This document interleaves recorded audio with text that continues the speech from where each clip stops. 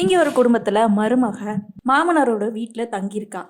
அவளுடைய கணவரோ வெளியூரில் தங்கி வேலை செஞ்சிட்டு இருக்கான். இவளுடைய உடல் தேவைகளை பூர்த்தி பண்ணுறதுக்காக இவளுடைய முன்னாள் காதலனை இவ கூட்டிக்கிறா. ஸோ அவங்க கூட பழகிட்டு இருக்கிற இந்த சமயத்தில் மாமனாரும் மாமியாரும் கேள்வி கேட்க மாட்டாங்களா அப்படின்னு தானே நீங்கள் நினைக்கிறீங்க.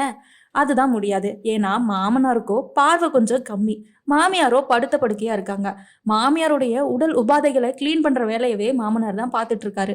இது இவளுக்கு வசதியா போக இவங்க டெய்லியும் அந்த வீட்லயே மீட் பண்ணி இவங்களுடைய தொடர்பை நீடிச்சிட்டு இருக்காங்க. இந்த சமயம் பார்த்துதான் மாமியாருடைய உடல் உபாதைகளை பார்த்து இவளால நிம்மதியா சாப்பிட முடியலையாம். நரகத்துல இருக்கிற மாதிரி இருக்கான்.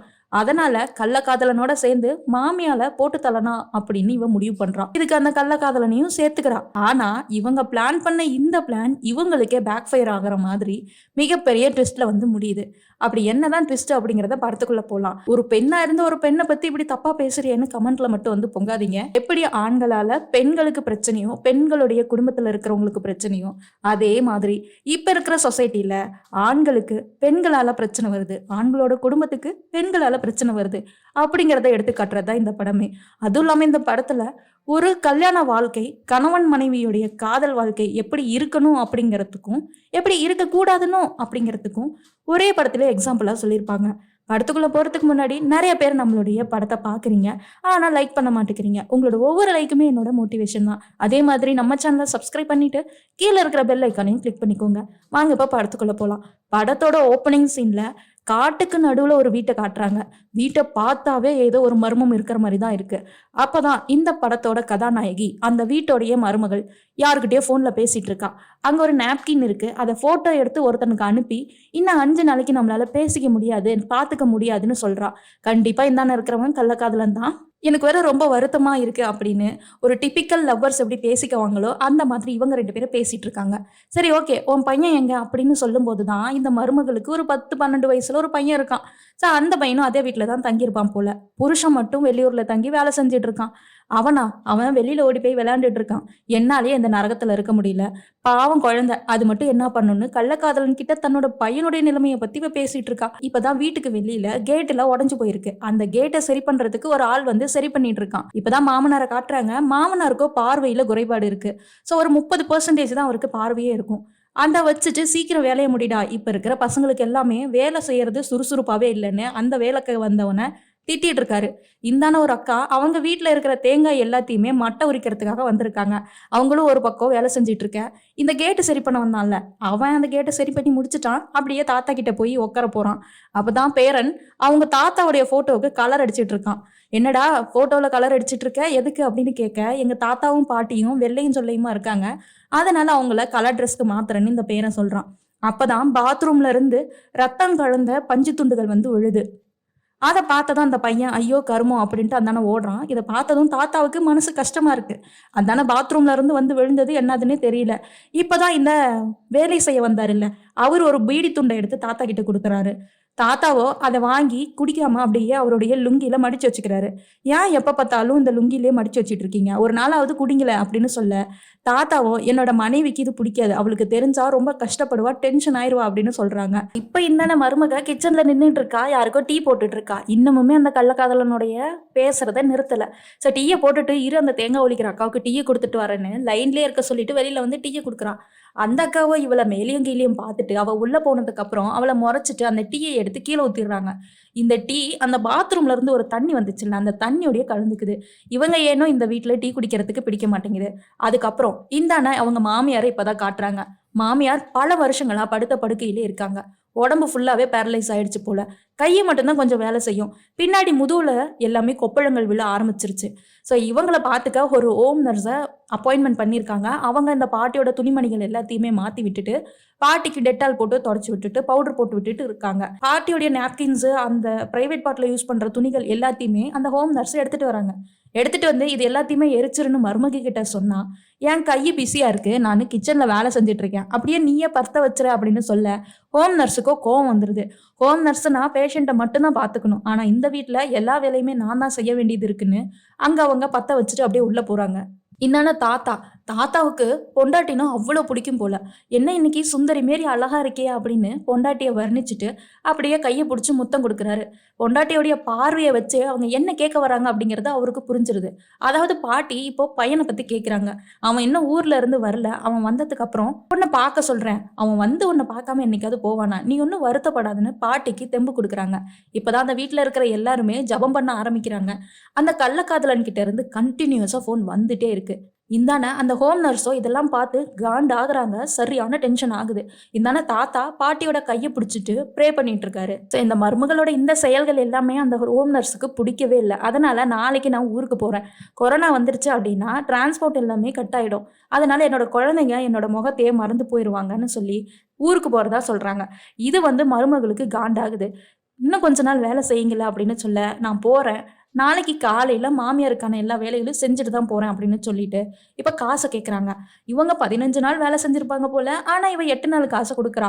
இந்த ஹோம் நர்ஸ் இன்னும் 8 நாள் காசு குடுங்க அப்படின்னு கேட்க, "ஓ! அப்ப நீ போயிட்டு திரும்ப ரிட்டர்ன் வரதா ஒண்ணும் உத்தியோகம் இல்ல" அப்படின்னு சொல்ல, அவங்க அப்படியே தலைய குனிஞ்சுக்கிறாங்க. போகும்போது அவங்களுக்கு பின்னாடி புண்ணு நெறையா இருக்கு. அதனால அழுத்தி துடைக்கக்கூடாது. அந்த கொப்பளங்கள் எல்லாமே உடைஞ்சு போயிரும். அப்புறம் அது பிடிச்சு ரொம்ப கஷ்டமாயிரும். டெட்டால் போட்டு நார்மலா வாஷ் பண்ணா போதும். டெய்லியும் பவுடர் போட்டு விட்டுருங்க. அவங்களோட பேம்பர்ஸ் எல்லாம் மாத்தி விட்டுருங்கன்னு சொல்ல, "நீ இங்க வரதுக்கு முன்னாடி எல்லா வேலையும் நான் தான் பார்த்துட்டு இருந்தேன். எனக்கு எந்த அட்வைஸும் பண்ணாதன்னு" முகரைய காட்டிக்கிட்டு போய் உட்கார்றாங்க. அடுத்த நாள் தாத்தா தன்னோட மனைவிக்கு கொசு கடிக்குது அப்படின்னு ஜன்னல்ல கொசு வலைய அடிச்சிட்டு இருக்காங்க. அந்த இடத்துக்கு வந்து அந்த மருமக, "உங்க தாத்தாவுக்கு தான் வேலை இல்ல. உனக்குமாடா வேலை இல்ல? கையில கால்ல ஏதாவது அடிபட்டுச்சுன்னா, ஏற்கனவே ஒரு 7.5 என் தலையில சுமந்துட்டு இருக்கேன். நீயும் வந்து எனக்கு கஷ்டத்த குடுக்காதடா. பார்த்து விளையாடு" அப்படின்னு சொல்லிட்டு போறாங்க. அதாவது மாமியார பார்த்துக்கிறது இவங்களுக்கு பிடிக்கலையாம். அதனால இப்படி சொல்லிட்டு போறாங்க. இது எல்லாத்தையுமே பார்த்து தாத்தாவுக்கு கஷ்டமா இருக்கு. என்ன பண்றது அப்படின்னு அமைதியா இருக்காங்க. இப்பதான் அந்த மருமகக்காரி ஒரு கோழிய கொண்டு போய் கூண்டுல அடைச்சிட்டு, அங்க ரெகுலரா வேலைக்கு ஒரு ஆள் வருவாருல்ல, அவர்கிட்ட அந்த கோழிய கொஞ்சம் கொன்னு குடுங்க, சமைக்கணும் அப்படின்னு கேட்க, அவருக்கும் இந்த மருமகள்னா சுத்தமா பிடிக்காது போல. அந்த ஊர்ல இருக்கிற யாருக்குமே இவள பிடிக்க மாட்டேங்குது. அவரோ, "எனக்கு இதெல்லாம் தேவையில்ல. என்னோட வேலையும் இது இல்ல" அப்படின்னு சொல்லிட்டு கண்டுக்காம போயிட்டே இருக்காரு.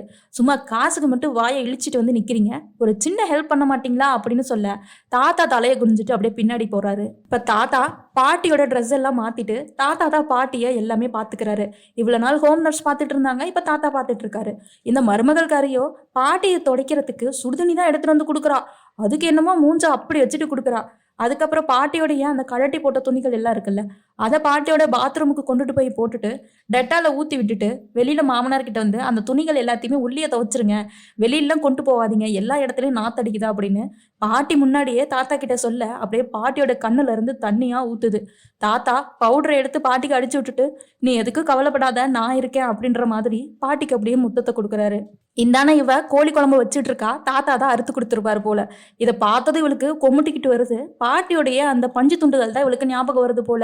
அதுவா இல்ல பாட்டியோட மலமான்னு தெரியல. அப்படியே இவளுக்கு கொமட்டிட்டு வர, அங்க பக்கத்துல இருக்கிற சிங்க்ல வாந்தி எடுத்துட்டு இருக்கா. இந்தான தாத்தாவோ 2 டிஃபரண்டான சோப்பு போட்டு பாட்டியோட துணிகள் எல்லாத்தையுமே நீட்டா துவைச்சு போட்டுட்டு இருக்காரு. அவரு துவைச்சு போட்டுட்டு அப்படியே டைனிங் டேபிள்ல வந்து உட்காந்து சாப்பிடுறதுக்காக மருமகளையும் கூப்பிடுறாரு, பேரனையும் கூப்பிடுறாரு. ஆனா மருமகளோ, "நாங்க அப்புறம் சாப்பிட்டுக்கிறோம்" அப்படின்னு தாத்தா கிட்ட மூஞ்சில அடிச்ச மாதிரி சொல்லிட்டு போக, இப்ப தாத்தா அந்த இடத்துல சாப்பிட்டுட்டு இருக்காங்க. இவ ரூமுக்கு வந்து இவ எந்த விதமான தொண்டு வேலையுமே மாமியாருக்கு செய்யல. இருந்தாலுமே அந்த நாத்தம் இவ மேல அடிக்குதாம். அதனால அவளுடைய கபோர்ட்ல இருந்த பெர்ஃப்யூம்லாம் எடுத்து அவளுக்கு அடிச்சுக்கிறா. அதுக்கப்புறம் அவளால சாப்பிட முடியலையாம். அதனால ரொட்டி துண்ட கடிச்சிட்டு இருக்கா. இப்பதான் ரியல் புருஷன்கிட்ட இருந்து ஃபோனு. "எப்ப வருவேன்னு?" கேட்கிறா எடுத்த உடனே. "ஏன் என்னாச்சுன்னு?" கேட்க, "என்னால இந்த நரகத்துல இருக்க முடியல. உங்க அம்மாவுடைய மூத்திரத்த என்னால பார்க்க முடியல. நிம்மதியா என்னால சாப்பிட முடியல. ஒரு டம்ளர் தண்ணி குடிக்க முடியல. எப்ப வருவேன்னு?" கேட்கிறா. அதுவும் என்னோட அம்மா. என்னோட அம்மானா உனக்கும் அம்மா மாதிரி தான். "கொஞ்ச நாள் பார்த்துக்கோ, நான் வந்துடுறேன்" அப்படின்னு சொல்றான் அந்த பக்கம் இருந்து. "உங்க அம்மாவ பார்த்துக்கணும்னா நீ வந்து பார்த்துக்கோ. நீ உஷாரா இங்க இருந்து எஸ்கேப் ஆயிட்ட. எல்லா கருமத்தையும் நான் தானே பார்க்க வேண்டியது இருக்குன்னு" புருஷன்கிட்ட கத்த, இப்ப புருஷன் ஃபோன் வச்சிடறான். அடுத்த கால் யார்கிட்ட இருந்து? நம்ம கள்ள காதலன் கிட்ட இருந்து. "ஏன் இன்னைக்கு நீ சாப்பிடலையா? வாய்ஸ் டல்லா இருக்கு. ரொம்ப கஷ்டப்படுறியோ?" அப்படின்னு அவன் ஏக்கத்தோட கேட்க, "ஆமா, எப்ப பார்த்தாலும் என் மாமியாருடைய மூத்திரத்தை எல்லாத்தையுமே பார்த்து என்னால சாப்பிட முடியல. எங்க வீட்டுக்காரனால இங்க இருந்தானா மாசம் 50,000 சம்பாதிக்க முடியும். இங்க உழவு தொழில் இருக்கு, காடு இருக்கு. ஆனா அவனும் இங்க இருந்து எஸ்கேப் ஆகணும்னு சொல்லிட்டு அங்க மாசம் 25,000 தான் சம்பாதிக்கிறான். தயவு செஞ்சு நீ ஒரு வேலையை தேடிக்கிட்டு என்னை இந்த நரகத்துல இருந்து கூட்டிட்டு போ" அப்படின்னு கள்ளக்காதலன் கிட்ட இவ சொல்ல, அவனும் சரின்னு சொல்றான். அடுத்த நாள் ஒரு கார் எங்க வீட்டுக்கு வருது. யாருன்னு பார்த்தா இந்த பாட்டியை ரெகுலரா ஒரு டாக்டர் பார்த்துட்டு இருப்பாங்க போல. ஸோ அவங்க வந்து பாட்டியுடைய புண்ணோடைய வீரியத்தன்மை அதிகமா இருக்கு. அதனால ரெகுலரா இனிமே டெய்லியும் கிளாத்தை வந்து வாஷ் பண்ணி போட்டுருங்க, மாத்தி கொடுத்துருங்க அப்படின்னு சொல்ல, என்னால என்ன பண்ண முடியுமோ அதை தான் பண்ணிட்டு இருக்கேன் அப்படின்னு டாக்டர்கிட்டயே மூஞ்சில் அடிச்ச மாதிரி பேசுறா. ஆனா பாட்டிக்கு எல்லா தொண்டு வேலையும் செஞ்சிட்டு இருக்கிறது தாத்தா தான் அப்படிங்கிறது தாத்தா பாட்டியுடைய துணிகள் எல்லாத்தையுமே காய போட்டுட்டு வெறும் பைக்கிட்ட எடுத்துட்டு வரும்போது இந்த டாக்டருக்கு தெரிஞ்சு போயிருது. அதனால தாத்தா கிட்ட எமர்ஜென்சினா எனக்கு ஃபோன் பண்ணுங்க, இனிமே டெய்லியும் துணியை மாத்தி விட்டுருங்க, புண்கள் எல்லாமே உடைய தொடங்கிருச்சு, அதுக்கப்புறம் ஓவரா பிடிச்சிரும் அப்படின்னு டாக்டர் சொல்லிட்டு அங்கிருந்து போயிடுறாங்க. இப்ப இவ என்ன பண்றானா இந்த குழந்தைய கொண்டுட்டு போய் அம்மா வீட்டுல விட போறாளாம். எதனாலனா குழந்தை சரியா சாப்பிடுறது இல்லையா, ஒரு வாய் தண்ணி கூட நிம்மதியா குடிக்கிறது இல்லையா. அதனால அங்க போனா ஒரு 4-5 நாளைக்கு நல்ல சாப்பாடு தண்ணி குடிப்பான் அப்படின்னு சொல்லிட்டு பாட்டிக்கிட்ட இருந்து பேரனை பிரிக்கிறா. இதை வந்து கள்ளக்காதலனுக்கு ஃபோன் பண்ணி சொல்லிட்டு இப்ப ரெடி ஆகி வெளியில வரான். தம்பி கிட்ட, அதாவது பேரன்கிட்ட தாத்தா சொல்றாரு, கண்ணா நீ சீக்கிரம் வந்துரு, நீ இல்லைனா என்னால இருக்கவே முடியாது, எனக்கு போர் அடிக்கும்னு சொல்லிட்டு. ஆனா அந்த பையனை கூட தரன்னு இழுத்துட்டு போய் கார்ல ஏறா அப்படின்னு சொல்லிட்டு நான் போயிட்டு வரேன்னு மட்டும் முகரையை காட்டிட்டு போறா. ஸோ போகும்போதே கள்ளக்காதலனுக்கு போனை போட்டு சொல்லிட்டு தான் போறா, இந்த மாதிரி நான் கொண்டுட்டு போய் விட்டுட்டு சாயந்தரம்லாம் வந்துருவேன்னு சொல்லி. அந்த கள்ளக்காதலன் வீட்டுல இருந்து யாருக்கிட்டயும் போனை பேசிக்கிட்டு வெளியில வந்தா அவனோட ஃப்ரெண்டும் இன்னும் 2 பசங்களும் அங்க உட்காந்து பேசிட்டு இருக்கானுங்க. அப்போ கொரோனா டைம் இல்ல, அப்போ அங்க தொழில் இல்லாததுனால தேங்காய் தொழில் பண்ணி எல்லாரும் முன்னேறிக்கலான்னு ஒரு கூட்டு பிசினஸ் பண்ணலான்னு பிளான் போட்டுட்டு இருக்கானுங்க. இந்த சமயம் பார்த்து இந்த மருமகளுடைய கார் வர அந்த இடத்துல கள்ளக்காதலன் பார்த்துட்டு இவ ஒரு ஹார்ன் அடிச்சுட்டு போறான். என்னடா உன்னோட பிக்கப்பா, டே நான் சொல்றதை நீ கேளு, இவ ஒன்ன மட்டும் வச்சிருக்கல, இந்த ஊர்ல இருக்கிற மத்த எல்லாத்தையுமே வச்சிருக்கிறா. போன வாரம் ஒரு 10 நாள் இருக்கும், நானே பக்கத்து ஊர் ராமசாமியை கொண்டுட்டு போய் ராத்திரி அவள் வீட்டில் விட்டுட்டு வந்தேன். அவன் அப்படியே தடன்னு அங்கே இருக்கிற மாங்காய் மரத்து மேலே ஏறி அங்கே ஒரு ஓட்டை மாதிரி இருக்கு, ஸோ அந்த ஓட்டைக்குள்ளே பூந்து உள்ளே போயிட்டான், அதனால சுதாரிச்சு இருந்துக்கா அப்படின்னு சொல்ல இவனுக்கு கோவம் வந்தது. கள்ளக்காதலி தனக்கு மட்டும்தான் உண்மையா இருக்கான்னு இவன் நினைச்சிட்டு அங்கேருந்து வந்துற. இப்போ பின்னாடியே ஃப்ரெண்டுக்காரன் வரான். டே அவனுங்கெல்லாம் அப்படி தாண்டா, ஊரில் 4 பேர் 4 மாரி பேசுவானுங்கடா, நீ எதை கண்டுக்காதன்னு ஒரு கள்ளக்காதலிக்கு சர்டிஃபிகேட் கொடுக்க ஒரு ஃப்ரெண்டு வரான். ஸோ இப்படியே அன்னைக்கு ராத்திரி ஆகுது. கள்ளக்காதலியை பார்க்க ஃப்ரெண்டு கூட வீட்டுக்கு போகிறான். ஃப்ரெண்டோ ஒரு 200 மீட்டர் தள்ளியே வெளியில் நின்றுக்கிறான். இவன் மட்டும் பின்னாடி வாசல் வழியா வீட்டுக்குள்ளே போயிடுறான். ஸோ இவங்களுக்குள்ள எல்லாம் நடந்து முடிய இப்போ இவ திரும்பவும் பழைய மூடுக்கு போறா, அதாவது மாமியாருடைய அந்த மூடுக்கு போறா. என்னால் இந்த வீட்டில் நிம்மதியாகவே இருக்க முடியல, எப்போ பாரு அவளுடைய மூத்திரத்தை பார்த்தே என்னோட வாழ்க்கை அழிஞ்சு போயிடும்னு நினைக்கிறேன். இப்போ நான் ஒரு பிளான் பண்ணுறேன், இந்த நரகத்திலேருந்து நான் தப்பிக்கணும் அப்படின்னா நீ எனக்கு ஹெல்ப் பண்ணுவியா அப்படின்னு கேட்குறா. என்ன ஹெல்ப்பு அப்படின்னு கேட்க, இன்னைக்கு ராத்திரியை மாமியாரை போட்டு தள்ளிடலாம், அவ ஏற்கனவே படுத்து தானே கிடக்குறா, அதனால யாருமே கேட்க மாட்டாங்க, ஸோ இது இயற்கை மரணம் தான் அப்படின்ற மாதிரி எல்லாம் எடுத்துப்பாங்க அப்படின்னு சொல்ல கள்ளக்காதலன் கொஞ்ச நேரம் யோசிக்கணும். நீ எதுக்கும் யோசிக்காத, எல்லாத்தையும் நான் பார்த்துக்கிறேன், நீ ஜஸ்ட் என் கூட சப்போர்ட்டுக்கு இருந்தா போதுன்னு சொல்ல இந்த கள்ளக்காதலன் மடையனும் ஓகே சொல்லிடுறான். இப்போ 2 பேரும் மாமியாருடைய ரூமுக்கு போறாங்க. மாமியாரால பேச முடியாது இல்லை, ஸோ அவங்க 2 பேர்த்தையும் பாவமா பாக்குறாங்க. இவ அப்படியே உள்ள பாத்ரூமுக்கு போறா. மாமியாருடைய துணிகள் எல்லாமே பாத்ரூம்ல கிடக்குது. அதுல ஒரு துணியை எடுத்து பக்கெட்ல தண்ணியை நிரப்பி அதுல அலசி புழிஞ்சு எடுத்துட்டு வரா. இவங்க மாமியாரோ ஏக்கத்தோடையும் பதட்டத்தோடையும் பாக்குறாங்க. அவங்க கண்ணுல அவ்வளோ பயம் இருக்கு. இந்த அப்படின்னு சொல்லி துணியோடைய முனையை அவங்கிட்ட கொடுத்துட்டு இவ கழுத்துல போடுறான். இந்த கூச்சலும் ஒரு கை அசைவும் இல்லாம அப்படியே அவளையே பார்த்துட்டு இருக்காங்க. கொஞ்சம் கூட கருணையே இல்லாம இவ அப்படியே அந்த பெட்டு மேலே ஏறி உட்காந்து அந்த கழுத்துல இருக்கிற துணியை போட்டு நெருக்க ஆரம்பிக்கிறா. அவங்களுடைய கண்ணுல இருந்து கண்ணு தண்ணியா வருது. அவங்களோட உயிர் கொஞ்சம் கொஞ்சமா போயிட்டு இருக்கு. தன்னோட உயிர் போகுது, கத்த முடியலையே அப்படின்ற ஏக்கத்தினாலையும் மருமகளே வந்து நம்மளை இப்படி பண்றாளே அப்படின்ற ஒரு வலியினாலையும் அவங்களுடைய கை அப்படியே துடிக்குது. பார்த்தா அவங்க கையிக்கிட்ட ஒரு சுவிட்ச் மாதிரி இருக்கு. அந்த சுவிட்சை கூட அவங்களால அழுத்த முடியல, அந்த அளவுக்கு வலுவிழந்து போயிருக்காங்க. இப்படியே ரொம்ப நேரம் ஆக பாட்டியோட உயிர் கொஞ்சம் கொஞ்சமாக பிரிய ஆரம்பிக்குது. இவளுடைய இந்த கோர முகத்தை பார்த்து கள்ளக்காதலனுக்கே இவன் மேலே பயம் வருது. அந்த அளவுக்கு அவளோட பார்வை இருக்கு. பாட்டியோட உயிர் மொத்தமாக பிரிஞ்சதுக்கு அப்புறம் அந்த துணியை அங்கேயே விட்டுட்டு இப்போ 2 பேரும் ரூமுக்கு போயிடுறாங்க. அப்படியே பாட்டியோட முகத்தை காட்டுறாங்க. அவங்க கண்ணுல இருந்து அவ்வளவு கண்ணீர் துளிகள் வெளியில வந்திருக்கு. ஸோ இவர் ரூமுக்கு வந்து முகத்தை கழுவிக்கிட்டு இப்படியே நல்லவ மாதிரி அழுக ஆரம்பிக்கிறா. அப்படியே தண்ணியை குடிச்சிட்டு, நீ எதுக்கும் கவலைப்படாத, பதட்டப்படாத, எல்லா விஷயத்தையும் நான் பார்த்துக்கிறேன். இவ படுத்து தானே கிடந்தா, காலையில் எங்கள் வீட்டுக்காரனுக்கு நான் ஃபோனை போட்டு இவ செத்து போயிட்டான்ற மாதிரி அழுகிறேன். பக்கத்தில் இருக்கிறவங்களும் பெருசாக எதுவும் கவலைப்பட மாட்டாங்க. அப்புறம் எல்லாரும் சர்ச்சுக்கு வந்துடுவாங்க. அங்கே ஃபார்மாலிட்டிஸ்லாம் முடிச்சதுக்கப்புறம் வீட்டுக்கு வந்துடலாம், வேற எதுவும் பிரச்சனை இல்லை அப்படின்னு சொல்ல இப்போ தான் கள்ளக்காதலன்னு ஒரு கேள்வி கேட்குறான். நிஜமாலுமே உன் மாமியார் இறந்து போயிட்டாங்களான்னு. இது இவளுக்கு பக்குன்னு இருக்குது. ஏன்டா இப்போ இந்த கேள்வியை கேட்குறா அப்படின்னு சொல்லிட்டு சரி வா திரும்பவும் கிராஸ் செக் பண்ணிக்கலாம்னு சொல்லிட்டு உள்ளே போகிறாங்க. உள்ளே போனாதான் இவங்க 2 பேருக்கும் மிகப்பெரிய ஷாக்கு. அதாவது என்னன்னா, பாட்டியோட கழுத்துல அந்த ஈர துணியை போட்டு நெருக்குனாங்கல்ல, அந்த துணியை இப்போ காணும். அப்போ நம்ம பண்ண இந்த கொலை இந்த வீட்டில் யாருக்கோ தெரிஞ்சிருக்கு. அது யாருன்னு கண்டுபிடிக்கணும்னு சொல்ல இந்த அண்ணன் கள்ளக்காதலனுக்கோ தொடை எல்லாமே நடுங்குது. என்னடி சொல்ற அப்படின்னு பதட்டத்தில் கத்துறான். பதட்டப்படாத அப்படின்னு சொல்லிட்டு அங்கே ஃபுல்லாகவே துணியை தேடுறாங்க. போகிறாங்க, துணியை தேடுறாங்க, காணும். சரி, மாமனார் தான் பார்த்துருப்பாரோ அப்படின்னு சொல்லிட்டு மாமனார் ரூமுக்கு போனால் மாமனார் அசந்து தூங்கிட்டு இருக்காரு. சரின்னு சொல்லி திரும்பவும் அந்த ரூமுக்கு வந்து, நீ எதுவும் கவலைப்படாத, நான் தான் எங்கேயாவது தெரியாமல் மறந்து வச்சிருப்பேன் அப்படின்னு சொல்ல, ஒரு உயிரை கொன்னுட்டோம் அப்படின்ற குற்ற உணர்ச்சி கூட இல்லாமல் திரும்பவும் 2 பேரும் ஃபிசிக்கல் ரிலேஷன்ஷிப்பில் இருக்க ஆரம்பிக்கிறாங்க. இந்தான ஃப்ரெண்டுக்காரன் உள்ள அவன் அனுப்பிச்சி வச்சுட்டு இவன் அந்த பைக்கு மேலேயே படுத்துக்கிட்டு வீடியோ கேட்டுட்டு இருக்கான். காதலையும் ஹெட்செட் போட்டுட்டு இருக்கான். ஸோ இவங்களோட தேவைகள் எல்லாம் முடிஞ்சதுக்கு அப்புறம் அப்படியே 2 பேரும் வெளியில் வராங்க. இவனை அனுப்பி வைக்கணும்ல, அதனால பின்னாடி ரூமுக்கு கதவை வந்து பார்த்தா இவங்க 2 பேருக்கும் மிகப்பெரிய ஷாக்கு. இங்கே தான் ட்விஸ்ட்டு. என்னன்னு பார்த்தா கதவை யாரும் லாக் பண்ணியிருக்காங்க. சரி, முன்னாடி ரூம் கதவை போய் பார்க்கலாம், அப்படி முன்னாடி வாசல் கதவை பார்க்கலான்னா அதுவும் லாக் பண்ணப்பட்டிருக்கு. கொல்லப்புறத்தில் இன்னொரு கதவு இருக்குது, அதை போய் பார்த்தா அதுவும் லாக் பண்ணப்பட்டிருக்கு. யாரோ பெருசாக நமக்கு சுற்று போட்டாங்கன்னு 2 பேருக்கு புரிஞ்சு போயிடுது. சரி, இப்போ கரண்ட்டு ரூமில் இல்லை, வீடு ஃபுல்லாகவே கரண்ட் இல்லை. போய் கரண்ட் பாக்ஸை செக் பண்ணால் ஃபியூஸ் கேரியரை யாரும் பிடிங்கிட்டாங்க. இவனுக்கும் அள்ளு விடுது. என்னடி இங்கே நடக்குது, யாரையும் வீட்டுக்குள்ளே இருக்கான்னு கத்துறான். கத்தாதரா, டென்ஷன் ஆகாதரா, பார்த்துக்கலாம் அப்படின்னு சொல்லிட்டு, ஒருவேளை உன் ஃப்ரெண்டு பண்ணியிருப்பானோ, நம்மளை வீடியோ எடுத்து வச்சுட்டு ஏதாவது மிரட்டலாம் அப்படின்னு சொல்லி பண்ணியிருப்பானோ அப்படின்னு கேட்குறான். அப்படி பண்ணுறதா இருந்தால் அவன் வெளியில் தாண்டி பூட்டி வைக்கணும், வெளியில் தாண்டி ஊர் மக்கள் எல்லாத்தையுமே கூப்பிடுவான், வீட்டுக்கு உள்ளே வந்து எப்படி பூட்டுவான் அப்படின்னு ஒரு லாஜிக்கான கொஸ்டின் கேட்குறான். அப்போ தான் மேலே இருந்து ஒரு சவுண்டு, யாரோ வீட்டோட மேலே இருக்காங்க அப்படின்னு சொல்லிட்டு 2 பேரும் பதுங்கி போகிறாங்க. இவனை அவத்தியே நிற்க சொல்லிட்டு இவன் மட்டும் அப்படியே மேலே அந்த மாடி மேலே ஒரு முற்றம் மாதிரி இருக்கும் போல் அதை ஓப்பன் பண்ணிவிட்டு மேலே போகிற மாதிரி.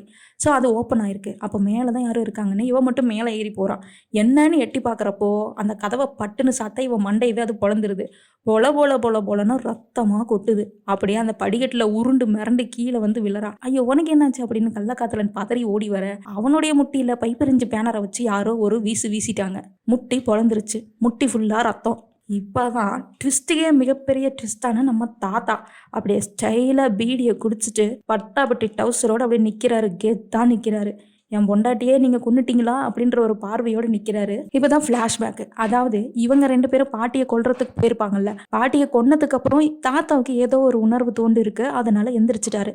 எந்திரிச்சு பாட்டியோட ரூமுக்கு வந்து பார்த்தா பாட்டியோட கழுத்தில் எல்லாமே ஈரமாக இருக்குது. உனக்கு வேர்க்கு தான் தொட்டு பார்த்தா பாட்டியோடைய உடம்புல எந்த விதமான அசைவுகளும் இல்லை. அது மட்டும் இல்லாமல் பாட்டியோட கழுத்தை ஈர துணியை போட்டு யாரும் நெரிச்சிருக்காங்க.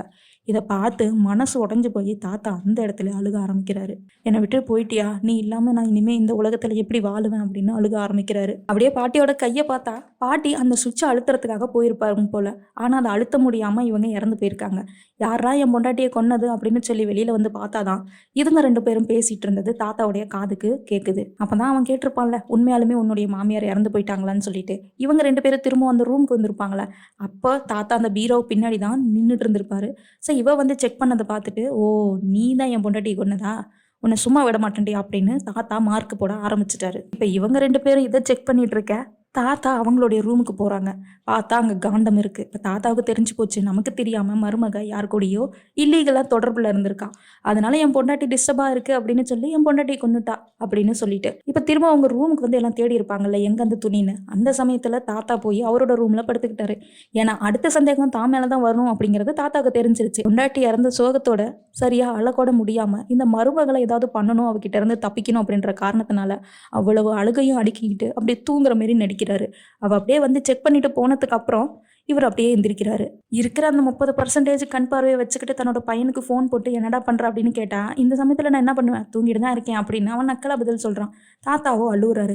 ஏன்பா அழுகுறீங்க, உடம்பு ஏதாவது சரியில்லையா, அம்மாவுக்கு உடம்பு சரியில்லையா, இருங்க நான் என் பொண்டாட்டிக்கு ஃபோனை போடுறேன் அப்படின்னு சொல்ல, இல்லை அதெல்லாம் எதுவும் தேவையில்ல, நீ நாளைக்கு என்ன வேலை இருந்தாலும் சரி நானும் 6 மணிக்கு வீட்டுக்கு வந்துடணும் அப்படின்னு சொல்லிட்டு ஃபோனை வச்சிடறாரு. வச்சுட்டு அவருடைய படுக்கைக்கு அடியிலிருந்து ஒரு பெட்டி எடுக்கிறாரு. பார்த்தா ஒரு திருப்புளி, ஒரு பைப்ரிஞ்சு பேனர் இதெல்லாம் எடுத்து வைக்க இந்தானே இவங்க 2 பேரும் ஃபிசிக்கல் ரிலேஷன்ஷிப்பில் இருக்காங்க. இப்போ தாத்தா கையில் இருந்தால் தன்னால் ஒழுங்காக பர்ஃபார்மன்ஸ் பண்ண முடியாதுன்னு கையிலேயே அவுத்து அந்தானே போட்டுடுறாரு.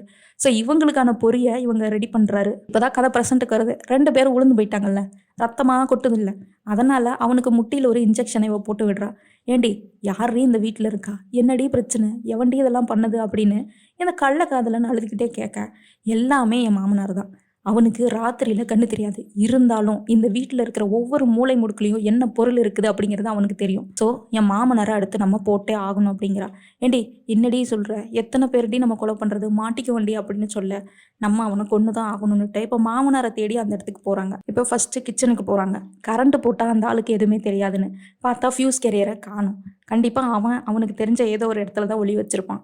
அவனை நம்ம போட்டு தள்ளணும். ஆனால் அவன் மேலே ஒரு துளி காயம் கூட இருக்கவே கூடாது. அப்படி இருந்துச்சு அவ்வளோதான், நம்ம கொலை பண்ணான்னு தெரிஞ்சு போயிடும். சப்போஸ் அவன் மேலே எந்த கீறலும் இல்லாமல் நம்ம அவனை கொண்டுட்டோம் அப்படின்னு வச்சுக்கோங்க, பொண்டாட்டி இறந்த வருத்தத்திலேயே அவனும் செத்து போயிட்டான் அப்படின்னு சொல்லி நம்ம ஒரு கதையை கட்டிடலாம் அப்படின்னு இவ சொல்கிறான். இவனும் சரின்னு சொல்ல இதுங்க 2 பேரும் மாமனாரை எப்படி போட்டு தள்ளலான்னு சொல்லிட்டு பிளானை போட்டுட்டு இருக்குங்க.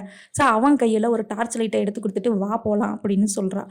இந்தான மாமனாரோ மாமியாருடைய துணிகள் எல்லாத்தையுமே பீரோலேருந்து எடுத்துட்டு வந்து மாமியாருக்கு வெள்ளை துணியெல்லாம் போட்டு விட்டுட்டு நகைகள் எல்லாத்தையுமே போட்டு விட்டு ஒரு இறுதி அஞ்சலிக்கான உடைகள் எல்லாத்தையுமே மாட்டி விட்டுறாரு. இப்போ இவ மாமனாருடைய ரூம்குள்ளே வரா. பார்த்தா அங்கே ஒரு சீமனை மண் விளக்கு எரிஞ்சிட்டு இருக்கு. அதை அப்படியே எடுத்து பார்த்து மாமனார் எங்கே இருக்கிறாங்கன்னு அப்படியே பார்த்துட்டு இருக்கா.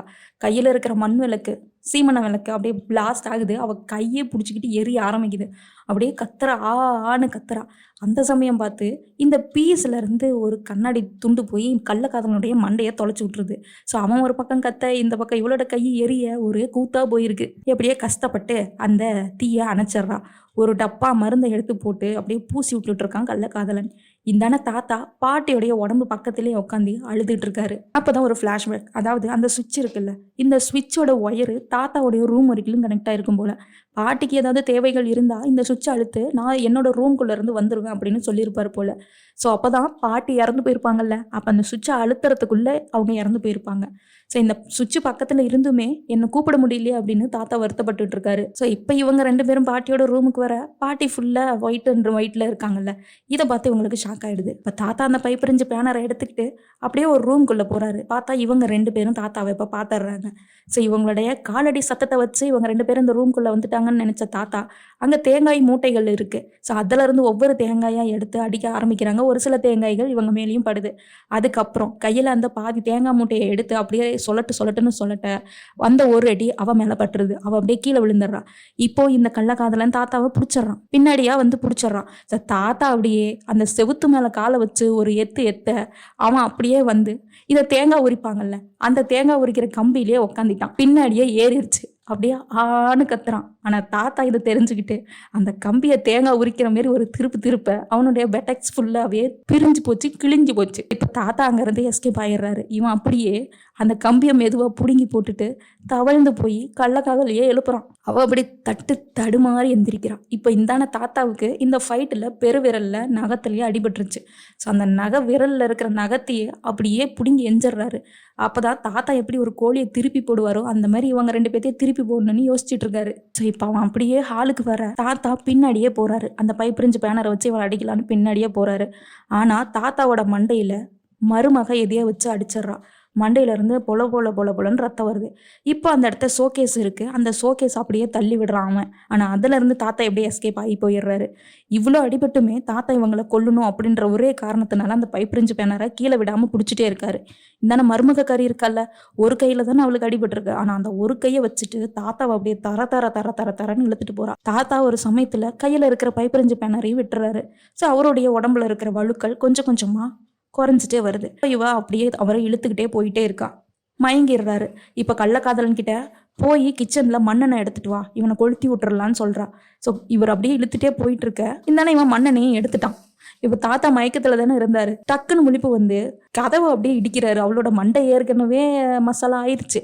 இப்போ 2வது டைம் அந்த மண்டையிலேயே அந்த கதவை இடிக்க திரும்பவும் ரத்தம் பொலன்னு வருது. அப்படியே கீழே விழுந்து போயிடுறான். இந்த சம்பவம் எல்லாம் நடக்கிறது பாட்டியோட ரூம்ல தான். இவ தாத்தா எஸ்கேப் ஆயிட்டாரா, அந்த இடத்துக்கு கள்ளக்காதலன் மண்ணெண்ணையோட வரான். இந்த ஆளு நம்ம நினைக்கிற மாரி இல்லை, நம்ம இவனுக்கு ஸ்கெட்ச் போட்ட மாதிரி இல்லை, இவன் தான் நமக்கு ஸ்கெட்ச் போட்ட மாதிரி இருக்குன்னு கள்ளக்காதலன் கிட்ட சொல்லிட்டு இருக்கா. இப்போ நமக்கு இன்னும் ஒரு ஆள் வேணும். நம்ம 2 பேர் மட்டும் இவனை கொல்ல முடியாது. உன்னோட ஃப்ரெண்டுக்கு ஃபோனை போடு அப்படின்னு சொல்லிட்டு இப்போ அந்த கிழவனை நான் வெளியில் வர வைக்கிறேன் பாருன்னு இந்த மண்ணெண்ணெய் இருக்குல்ல, இந்த மண்ணெண்ணெயை அந்த பாட்டியோட உடம்பு மேலே ஊற்று, அவளோட ரூமில் ஊற்று. ஏ கிழவா, இங்கே பாரு, உன் பொண்டாட்டியை இறுதி அஞ்சலி செலுத்தாமல் இங்கேயே பீஸாக நான் எரிக்க போகிறேன். மண்ணெண்ணெயெல்லாம் ஊற்றி வச்சு இப்போ நீயே வரியா இல்லை உன் பொண்டாட்டி எரியறதை நீ வந்து வெளியில் பார்க்குறியா அப்படின்னு மிரட்ட. இப்போ தாத்தா அப்படியே பயத்தோட வெளியில் வராரு. அப்படியே பாவமாக தாத்தா பார்க்க 2 பேரும் அடி அடின்னு தாத்தாவை அத்தனை அடி அடிக்கிறாங்க. மாமனாருன்னு கூட பார்க்காம அத்தனை உதைக்கிறா, அத்தனை அடி அடிக்கிறா, அத்தனை டைம் கன்னத்திலேயே அரைகிறா. அப்படியே அந்த செவுத்தோட தாத்தாவுடைய கழுத்தை வச்சு நெரிச்சிட்டு இருக்க. அந்த டைம் தாத்தாவுக்கு ஒரு தெளிவு வருது. அப்படியே திருமண உடனே அவனோட காலில் ஏற்கனவே காயம் பட்டிருக்குல்ல, அது மேல ஒரு அவன் அப்படியே ஆன்ட்டு கீழே விழுந்துட்டான். இந்தான மருமகளுடைய 2 கண்ணுலையும் கையை விட்டு ஆட்டி விட்டாரு. ஸோ அவளுக்கு கண்ணு தெரியல. இவங்க 2 பேரும் இப்போ உட்காந்துட்டாங்கல்ல, எந்திரிக்கிறதுக்கு லேட் ஆகும்ல. இப்போ தாத்தா அந்த இடத்துல இருந்து எஸ்கேப் ஆக ஆரம்பிக்கிறாரு. அப்படியே மெதுவா அவரோட ரூமுக்கு போய் போலீஸ்க்கும் போனை போட்டுட்டாரு. சீக்கிரம் வாங்க, இங்க ஒரு கொலை நடந்துருச்சு, அடுத்து என்னையும் கொலை பண்ண போறாங்கன்னு இன்ஃபர்மேஷன் கொடுத்துட்டாரு. இந்தான இவ கிச்சனுக்கு போறா, முகரைய கழுவுறா, கொஞ்சம் தண்ணி எடுத்து குடிக்கிறா. அவளுக்கு பார்வை சரியா தெரியல. இப்போதான் தாத்தாவோட ரூமுக்கு போறா. தாத்தா போலீஸ்க்கு ஃபோன் பண்ணிட்டாரு அப்படிங்கிறது இவளுக்கு தெரிஞ்சு போச்சு. அங்க இருக்கிற அருவா எடுத்துக்கிட்டு இப்ப கள்ளக்காதலனை மீட் பண்ண வரா. நமக்கு உடம்புல சத்து இல்ல, மனசுலையும் தெம்பு இல்ல, உன் ஃப்ரெண்டை கூப்பிடு, ஃப்ரெண்டுக்கு போனை போடு அப்படின்னு சொல்ல இவனும் போனை போட்டு வர சொல்லி போடுறான். எப்படி அவன் உள்ள வருவான், எல்லா வழிகளுமே பூட்டப்பட்டிருக்கே அப்படின்னு கள்ளக்காதலன் கேட்க, வெளியில ஒரு மாங்காய் மரம் இருக்குல்ல, அந்த மாங்காய் மரத்து மேல ஏறினானா ஒரு ஓட்டை இருக்கும், அந்த ஓட்டை வழியா உள்ள வர சொல்லு அப்படின்னு சொல்றான். இப்போ நம்ம கள்ளக்காதலனுக்கு ஒரு விஷயம் தெரிஞ்சு போச்சு. அதாவது இவனோட ஃப்ரெண்ட்ஸ் எல்லாம் சொல்லியிருப்பாங்கல்ல, நான் ஒருத்தனை கூட்டிட்டு போனேன்னு. இந்த மாதிரி இவளுக்கு இவன் மட்டும் கள்ளக்காதலன் இல்ல, ஊர் ஃபுல்லாவே கள்ளக்காதலன்கள் இருக்காங்க அப்படிங்கிறது இங்க தெரிஞ்சு போச்சு. ஏண்டி நீ எனக்கு மட்டும்தான் உண்மையா இருக்கேன்னு நான் நினைச்சேன், ஆனா ஊர் ஃபுல்லா ஆளை வச்சிருக்கேன் அப்படிங்க. இதை பேச இப்போ நமக்கு டைம் இல்லை. நான் நல்லவன் அப்படின்ற சர்டிஃபிகேட்டும் உங்ககிட்ட நான் எதிர்பார்க்கல. உனக்கு ஃபோனை போட்டு சீக்கிரம் வர சொல்லிட்டா அப்படின்னு மிரட்ட இப்போ அவனுக்கு ஃபோனை போடுறாங்க. அடே நாங்கள் உள்ள மாட்டிக்கிட்டோம், தயவு செஞ்சு வந்து எப்படியாவது எங்களை காப்பாத்துடா அப்படின்னு சொல்ல அந்த ரூட்டையும் அவன் சொல்லி விட்டுறான். இப்போ அதே வழி அவன் உள்ள இறங்கி வரானா, எல்லாம் அந்த கிழவன் தான் பண்ணானா, நான் அவனை பாத்துக்கிறேன்னு சொல்லி அந்த மருமக கிட்ட இருந்து அருவாலை வாங்கிக்கிட்டு இவன் வேக்குன்னு உள்ள போறான். பார்த்தா தாத்தா முன்னாடியே தான் கடைசியா நின்றுக்கிட்டு பீடியை குடிச்சிட்டு இருக்காரு. இவன் அப்படியே கிழவா ஒன்றும் விட மாட்டான்டா அப்படின்னு ஓடி போக கிரீஸ் மாதிரி ஏதோ ஒன்று இருக்கு. ஸோ அதை அப்படியே சறுக்கிட்டு போக அங்கே ஒரு பொரிய வச்சிருக்காரு. என்னன்னு பார்த்தா ஒரு சரியான கத்தி, கூர்மையான கத்தி. ஸோ அங்கேருந்து அவன் சறுக்கிட்டு போக அந்த கத்தியிலேயே அவனோட காலு ஏத்திருது. கத்தியவே பிடுங்க முடியாது, அந்த அளவுக்கு இந்தான பூந்து அந்தான வந்துருச்சு. இந்தான தாத்தாவோ அவரோட கையில கோடாரியோடைய அந்த கூர்மையான பகுதி இருக்குல்ல, அந்த பகுதியை கையில வச்சுட்டு இருக்காரு. அதுல ஒரு 10 டைம் ஃப்ரெண்டோட மண்டையில போட ஃப்ரெண்டோடைய ஆயுசு முடிஞ்சு போச்சு. பயபுள்ள காலி, ஒருத்தன் காலி ஆயிட்டான். இன்னும் 2 பேர் இருக்காங்க அப்படின்னு தாத்தாவோட பார்வையிலே தெரியுது. இந்தான மருமகளுக்கும் அந்த கள்ளக்காதலனுக்கும் அள்ளு விடுது. அப்படியே எச்சிய பயத்தோட முழுங்குறாங்க. இப்ப இவ எதையோ யோசிக்கிறான். அப்படியே அவளோட ரூம்குள்ள போறா. புருஷங்காரனுக்கு போனை போடுறா. சீக்கிரம் இங்கே வாங்க, யாரோ வீட்டுக்குள்ள வந்துட்டாங்க, உங்க அப்பா அவங்க கிட்ட போராடிட்டு இருக்காங்க, உங்க அம்மாவை ஏற்கனவே கொன்னுட்டாங்க, ஒருத்தன் கொல்லப்பட்டு கிடக்குறான், இன்னொருத்தன் உயிரோட தான் இருக்கான் போல, என்னை ரொம்ப அடிச்சு கொடுமைப்படுத்திட்டு இருக்கான், எப்படியாவது வந்து காப்பாத்துங்க, போலீஸ்க்கு போனை போடுங்க அப்படின்னு பேசிட்டு இருக்கேன். இதை எல்லாத்தையுமே கள்ளக்காதலன்னு கேட்டுட்டான். ஏண்டி உனக்காக நான் ஒரு கொலையை பண்ணியிருக்கேன், இன்னொருத்தனை கொலை பண்றதுக்காக உன் கூட சுத்திக்கிட்டு திரிகிறேன், இந்த சமயத்துல நீ மட்டும் தனியா தப்பிக்கணும் அப்படின்னு உன் புருஷங்காரனுக்கு போனை போடுறியா அப்படிங்க. டேய் நான் வாழ்றது தாண்டா பார்ப்பேன், சும்மா என்னோட உடம்பு தேவைக்கு ஒன்று கூப்பிட்டா உனக்காக என் வாழ்க்கையை நான் விட்டு கொடுப்பேனா, நான் ஜெயிலுக்கு போவேனா அப்படின்னு தாத்தாவை விட்டுட்டு இதுங்க 2 பேரும் சண்டை போட்டுட்டு இருக்குங்க. அப்படி அந்த ஹால்லையே அந்த மருமகளோட மைத்தை பிடிச்சி அவன் இழுக்க, இவன் அப்படியே அவனை தள்ளி விட 2 பேரும் சண்டை போட்டுட்டு இருக்காங்க. கட்டி பிடிச்சி உருண்டுக்கிட்டு குத்திக்கிட்டு கொடவிக்கிட்டு சண்டை போட்டுக்கிட்டு இருக்காங்க. இதை எல்லாத்தையுமே தாத்தா பார்த்துட்டு சிரிச்சுட்டு கையில 4 மெழுகு வறுத்தி எடுத்துக்கிட்டு பாட்டியோட ரூமுக்கு போறாங்க. இந்தாண்ட இதுங்க 2ங்களும் சண்டை போட்டுட்டு இருந்துச்சுங்கல்ல, அவளை அடிச்சு மயக்கம் போட வச்சுட்டான். இப்ப இவனுக்கு சரியான கோவம். ஏண்டா டேய் நீ பார்த்த வேலை தாண்டா எல்லாமே, உன்னை கொல்லாம விட மாட்டேன்டா, என்னுடைய நண்பனையே நீ கொன்னுட்டல்லடா அப்படின்னு இப்ப தாத்தாவை போட்டு தள்ளுறதுக்காக அங்க உடஞ்ச காலை வச்சுக்கிட்டு அப்படியே மெதுவா போறான். பார்த்தா ஃப்ரெண்டுக்காரன் தலையில இருந்து ரத்தமா போய் செத்து போய் கிடக்குறான். இதை பார்த்து அழுகுறான். என்னால தாண்டா உனக்கு இந்த நிலைமை, உன்னுடைய இந்த ஆத்மா சாந்தி அடையிறதுக்கோசரம் கிழவனை நான் போட்டு தள்ளியே தீருவேன் அப்படின்னு போறான். பார்த்தா தாத்தா அங்க ஒரு ஸ்டோர் ரூம் மாதிரி இருக்கு, அதில் வாழைப்பழத்தை பழுக்க வைக்கிறதுக்காக தொங்க விட்டுருக்காங்க. அதுக்குள்ளே போய் இந்த ஃபியூஸ் கேரியரை இவர் சொறி விட்டுருக்கிறாரு. அதை அப்படியே போய் மெதுவாக எடுத்துட்டு இருக்க. இந்த பயபுல இருக்கான்ல கள்ளக்காதலன், அவன் தாத்தாவை கொல்லலான்ட்டு அப்படியே ரூம் கதவை திறக்கிறான். ஆனால் தாத்தா இவனுக்கு ஏற்கனவே போய் செட் பண்ணி வச்சிருக்காரு. சிலிண்டரை தூக்கி கதவு மேலே வச்சிருக்க. இவன் கதவை திறந்ததும் சிலிண்டர் மண்டை மேலே உள்ள மண்டையில இருந்து ரத்தம் போலன்னு வெளியில வந்து அவன் அந்த இடத்துலயே ஸ்பாட் அவுட். இப்போ அப்படியே மெதுவா போய் கிச்சன்ல இருக்கிற அந்த ஃபியூஸ் கரண்ட் பாக்ஸ்ல ஃபியூஸ் கேரியரை சொல்லி விடுறாரு. இப்போ கரண்ட் வந்துருச்சுல்ல, அவரு அப்படியே ரூம் கதவை திறக்கலாம் அப்படின்ட்டு வெளியில போறாரு. மருமக என்ன சாவல போல திருப்பலி கீழே கிடக்குது. அதை எடுத்து தாத்தாவோட காலில் குத்தி விட்டா. இப்போ தாத்தா கீழே விழுந்துட்டாரு. தாத்தாவும் தவழ்ந்து போயிட்டு இருக்காரு. இவளும் பின்னாடியே தாத்தாவை கொல்லணும்னு தவழ்ந்து போயிட்டு இருக்கா. ஸோ அப்படியே தாத்தா மெயின் டோருக்கு போயிட்டாரு. அப்படியே அவரோட வாயில இருந்து சாவியை எடுத்து மெயின் டோர் கதவை திறக்க ஆரம்பிக்கிறாரு. ஸோ கதவை திறந்தா நல்லா பளிச்சுன்னு விடிஞ்சு போச்சு. இவர் கதவை திறந்த அந்த சமயம் போலீஸும் அந்த இடத்துக்கு வந்துட்டாங்க. அதுக்கப்புறம் ஆம்புலன்ஸ் எல்லாம் வர சொல்லி உள்ள இருக்கிற டெட் பாடியும் இந்த பொண்டாட்டின்னு உசுரோட இருக்கிறாளா செத்து போயிட்டாளா அப்படிங்கிறது தெரியல. ஃபர்ஸ்ட் அந்த ஃப்ரெண்டோட பாடியை தூக்கிட்டு போறாங்க. அதுக்கப்புறம் அந்த கள்ளக்காதலனுடைய பாடியை தூக்கிட்டு போறாங்க. அதுக்கப்புறம் இந்த மருமக பாதி கண்ணு மூடி தான் இருக்கு, உசுரோட தான் இருப்பா போல. ஸோ அவளை தூக்கிட்டு போறாங்க. இப்போ அந்த இடத்துக்கு அந்த பையன்காரன் வந்துடுறான். ஒரிஜினல் அப்பா அம்மாவோட பையன் வந்துடுறான். ஸோ அவன் வந்து இங்கே என்ன நடக்குது அப்படின்னு பார்க்க, இப்போ தாத்தா பாதி மயக்கத்தில் இருக்காங்க. கண்ணு அம்மாவோட உடம்பு உள்ளே இருக்குது, அதை நல்லபடியாக எடுத்து காரியம் பண்ணிடு அப்படின்னு சொல்லிட்டு இப்போ இவரையும் அந்த வேனுக்குள்ளே ஏற்றுறாங்க. தாத்தாவுக்கு நல்லாவே உசுறு இருக்குது, எப்படியாவது காப்பாற்றணும் அப்படின்றதுனால ஆம்புலன்ஸில் ஏற்றிட்டு போயிடுறாங்க. இப்போ வீட்டுக்குள்ளே வந்தால் எல்லா இடத்துலையுமே ரத்தமாக கிடக்கு. பையனுக்கு பார்த்து ஷாக்கு. அதுக்கப்புறம் அம்மாவுடைய உடம்பு பக்கத்துலேயே அப்பா மெழுகுவர்த்திலாம் ஏற்றி சடங்குக்கு ரெடி பண்ணி வச்சுட்டு தான் இவங்க எல்லாத்தையுமே மர்டர் பண்ணியிருப்பாரு. ஸோ இப்படியே அந்த கதை முடிய எப்படி ஸ்டார்டிங்கில் ஜூம் இன் பண்ணாங்களோ அந்த வீட்டை, அதே மாதிரி ஜூம் அவுட் பண்ணுறாங்க. இதோட படமும் முடியுது. அந்த மருமகளுக்கு மாமியார் மாமனார் கூட இருக்கிறது பிடிக்கல அப்படின்னா அவளுடைய ஊருக்கே போயிருக்கலாம், இல்லையா புருஷங்காரனுக்கு டைவர்ஸ் கொடுத்துருக்கலாம், அதுவும் இல்லையா கள்ளக்காதலனோட ஓடி போயிருக்கலாம். அட இவளுக்கு தான் ஒரு கள்ளக்காதலன் இல்லைல்ல, அதனால யாரோ ஒருத்தங்க கூடயாவது ஓடி போயிருக்கலாம். இப்படி எதுவுமே பண்ணாத அந்த மாமியாரை கொல்லணும் அப்படின்ற அவசியமே எதுவும் இல்லை. இதுவும் ஒரு கணவன் மனைவி கதை. ஆனால் இந்த தாத்தாவோ தன்னோட மனைவியை கையுக்குள்ளே வச்சு தாங்கியிருக்காரு. 10 வருஷம் பக்கமாக மனைவி படுத்த படுக்கையிலே இருந்திருக்காங்க. அவங்கள ஆறுதல் சொல்லி அரவணைச்சு அவங்களுக்கான உடல் உபாதைகள் எல்லாத்தையுமே க்ளீன் பண்ணிட்டு ஒரு தேவதை மாதிரி பார்த்துட்டு இருந்தா ஒரு புனிதமான காதல் கதையும் இதே கதையில தான் காட்டியிருக்காங்க. ஸோ உங்களுக்கு இந்த படத்தை பற்றின ரிவ்யூ என்ன அப்படிங்கிறத கீழே கமெண்ட்ல சொல்லுங்க. அதே மாதிரி இந்த படம் உங்களுக்கு பிடிச்சிருந்துச்சுன்னா ஒரு லைக் பண்ணிட்டு நம்ம சேனலை சப்ஸ்கிரைபும் பண்ணிக்கோங்க. தேங்க்யூ.